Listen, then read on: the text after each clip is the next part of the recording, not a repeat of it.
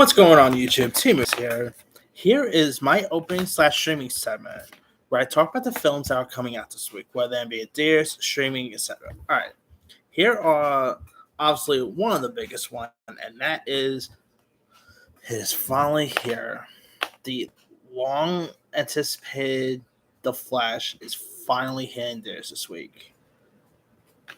Hallelujah. I mean, I cannot like it's I cannot even remember the first time this thing was even now. It's probably I don't know, probably 2017 or 16. I can't remember nowadays. But I'm so pumped for this. I am hoping for great things. You got Micah Keaton back as Batman.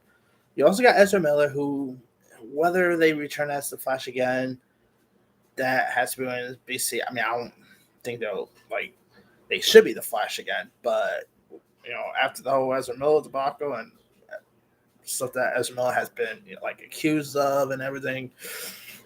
I don't know.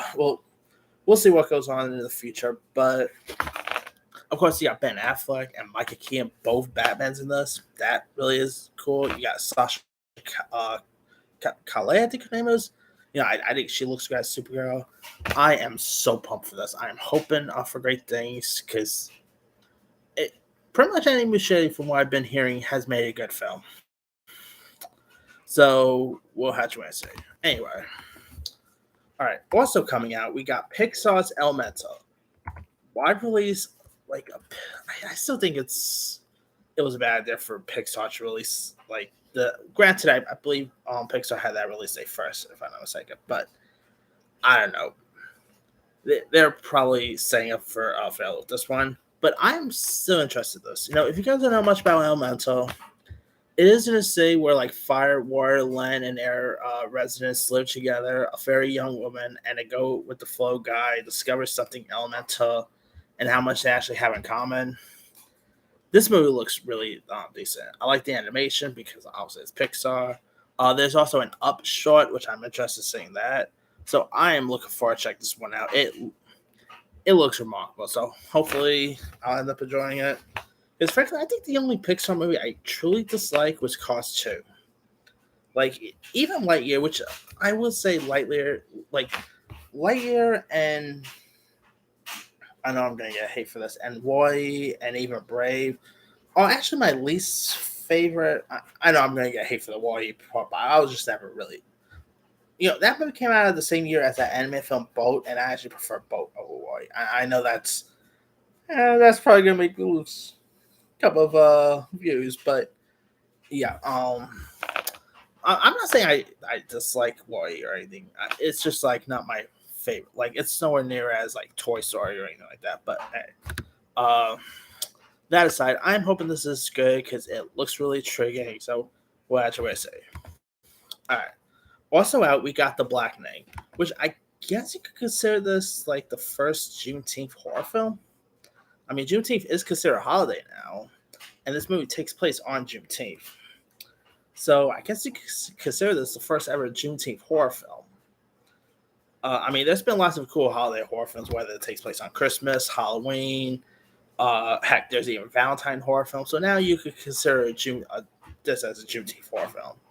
Believe it or not, I'm actually watching this on Juneteenth, which is, by the way, my birthday. So there's that.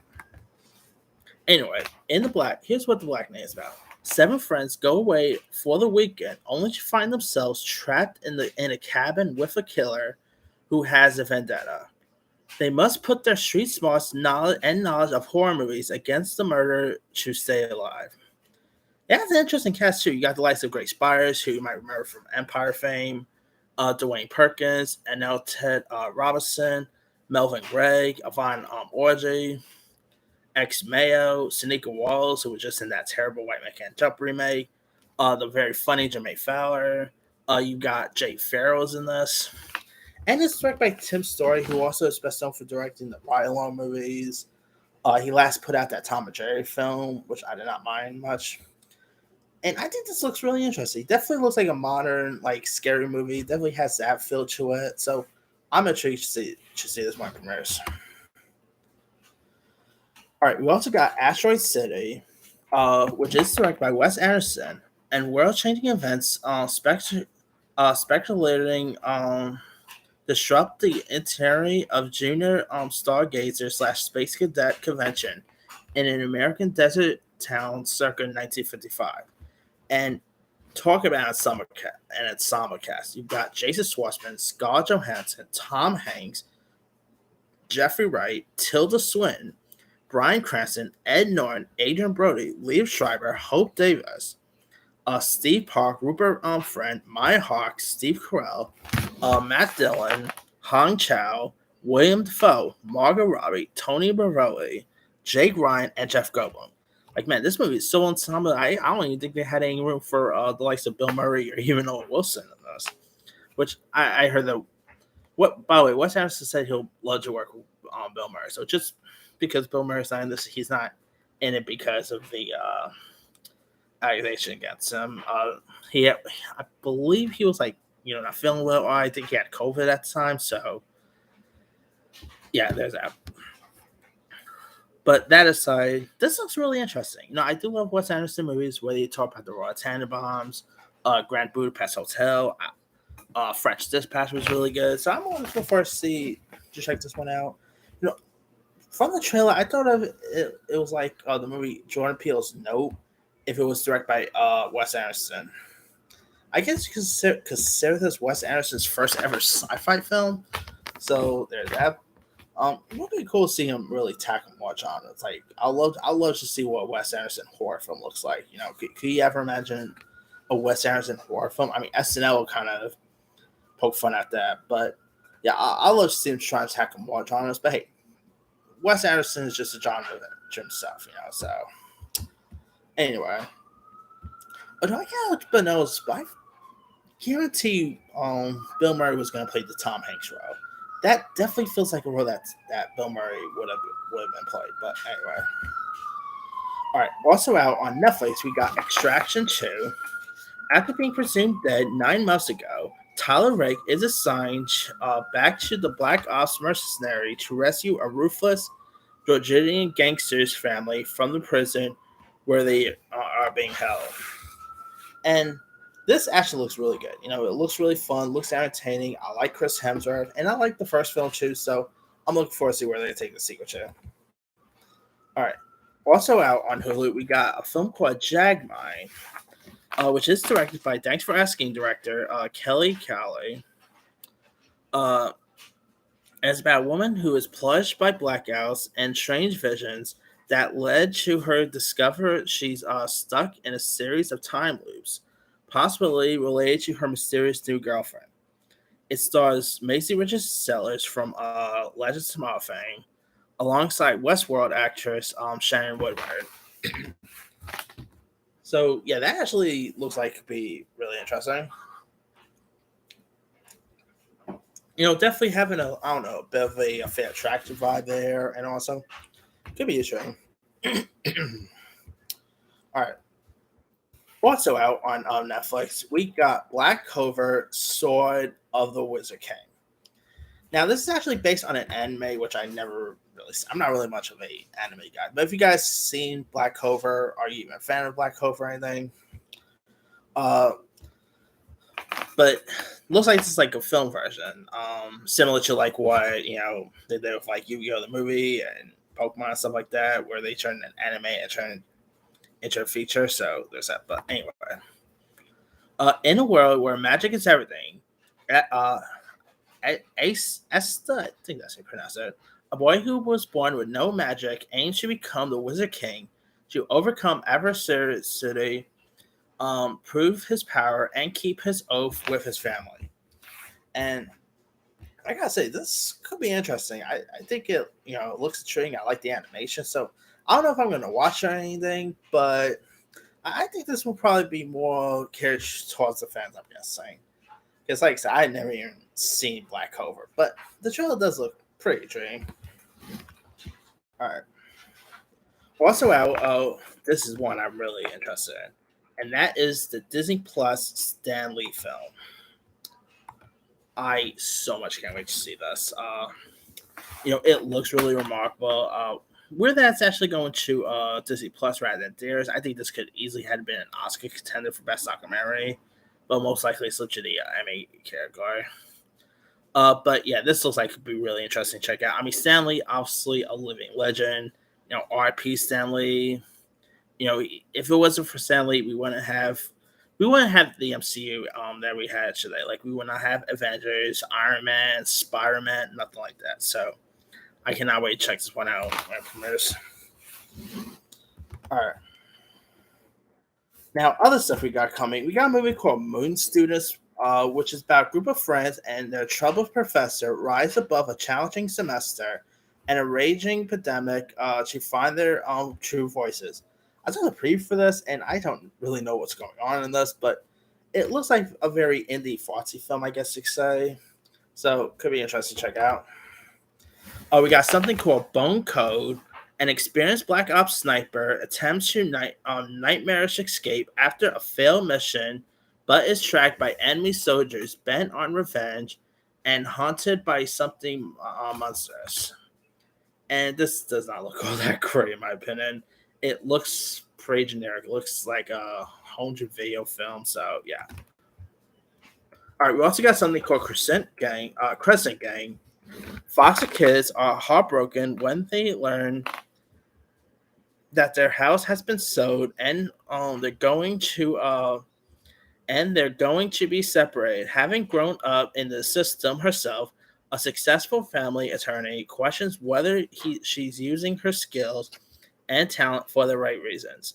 When their paths are brought together, they soon find there's always hope for those daring enough to seek her.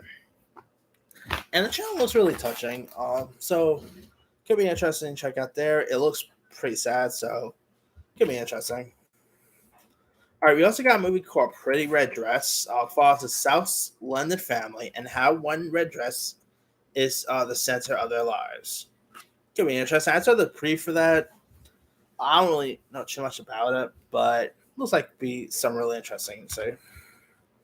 All right, we also got something called Maggie Moores, which stars Tina Fey and John Hamm, which I love Tina Fey and John Hamm, but here's what the film is about.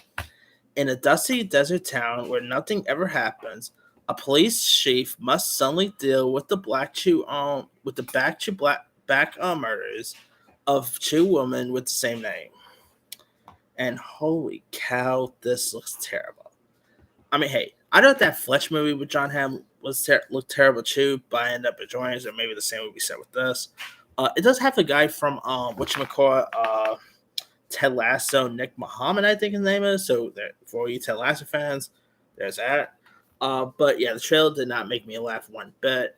What is John Hamm and Tina Fey doing this? I don't know, but yeah, at least they're both supposed to be in that Mean Girls musical, so there's that. But yeah, anyway. All right, also, we got a film called Midday Black Midnight Blue. Isolated in an empty house, Ian remains in grief over the loss of a woman he loved who died 2 decades ago. The memory claiming to be released, and his daily existence turning ever darker. Ian will have to find a way to let her go. That actually looks really intriguing. I mean, looks pretty intense, so could be interesting there. All right, now some of the TV stuff we got out. Our Planet 2 Season 2 coming to Netflix. Of course, this is the nature documentary narrated by not Rich Attenborough, David Attenborough, which he's also a legend with the nature docs. We also got The Full Monty, which I forgot this premiered this week. But The Full Monty is set 25 years after the film. The 8-episode series will follow the same band of brothers as they navigate the post-industrial city of Sheffield and society's crumbling healthcare, education, and employment sectors. Now, of course, we do got the likes of Robert Carlyle coming back as Gaz, Mark Addy coming back as Dave. We also got Leslie Sharp, Hugo Spear, Paul Barber, and many others. I mean, the original was pretty much the original Magic Mike, And I really like the original Full Monty. It was an Oscar-nominated film. The cast was great. So I don't think Tom Wilkes is in this one, though. Oh, yeah, he is. All right. So Tom Wilkes was great in the original. So I'm interested in seeing this one. We got that premiere today, but anyway. Oh no, actually, I think it premiered yesterday. Boy, they need to start advertising their stuff more. But anyway, we also got Star Trek: Strange New Worlds season 2, which I barely really watched Strange New Worlds, but I have heard good stuff. So, I mean, I know Robert Martin Burnett loves that Star Trek, and I say Star Wars. I meant to say Star Trek. My bad. So I never really seen it, so I don't have any indication on it. But hey, it does have its fans, so there's that. All right. We also got assembled the making of Ant-Man and the Wasp: Quantumania coming to Disney Plus, so that should be interesting to see. We got Lovely Little Farm season 2 coming to Apple. And last but not least, we got Black Mirror season 6. Now, season 6, I still don't know what season 6 is supposed to be about, but it does have an impressive cast that includes Aaron Paul, Eddie Murphy, Bad Barnes, Claire Regard, Danny Ramirez, Himesh Patel, John Hannah, Rory Culkin, Josh Hartnett, Kate Mara, Micah Sarah, Rob Delaney, Salma Hayek, Zazie Beetz. Talk about a good cast there. I've seen Black Mirror here and there. I'm not really big with Black Mirror as most people is because the show is interesting, but it gets a little confusing at times. So I don't know. Maybe season 6 could be interesting, but it's been a long wait since the last season. But we'll see how season 6 will roll around. But that's pretty much it there. Let me leave you guys. Which of these films or shows are you interested in? Are you interested in The Flash, Elemental, The Full Monty, Black Mirror season 6? Drop comments below. Don't forget to like, subscribe, hit that bell for notification. This is Simon signing off.